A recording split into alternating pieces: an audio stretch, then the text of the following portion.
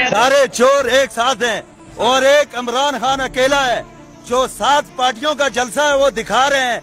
एक लाहौर वाला जलसा खोल के देखो कि अवाम किसके साथ है। लोगों की आंखों में धूल झोंकी जा रही है कि हमने इतने बंदे जमा किए हैं, ये सब किराए के टट्टू ला के इन्होंने खड़े किए हैं। कोई बंदा इनके साथ गरीब मैं हूँ, मैं रेडी लगाता हूँ, सबसे बड़ा गरीब मैं हूँ, मैं इनकी गवर्नमेंट में पीसा हूँ, यहाँ भी पीस रहा हूँ। ये नहीं कि इमरान खान बुरा आदमी है, इमरान खान जैसा लीडर ना पाकिस्तान में था ना रहेगा।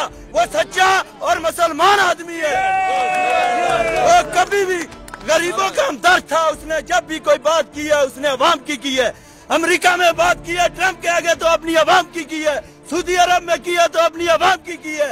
उसने नहीं बोला कि मेरा माल मेरा माल, उसने बोला गरीब, उसको पैसे से कोई लगाव नहीं है। पैसे से लगाव होता तो पहली बीवी को भेजता नहीं, वो पैसे भरता थैले।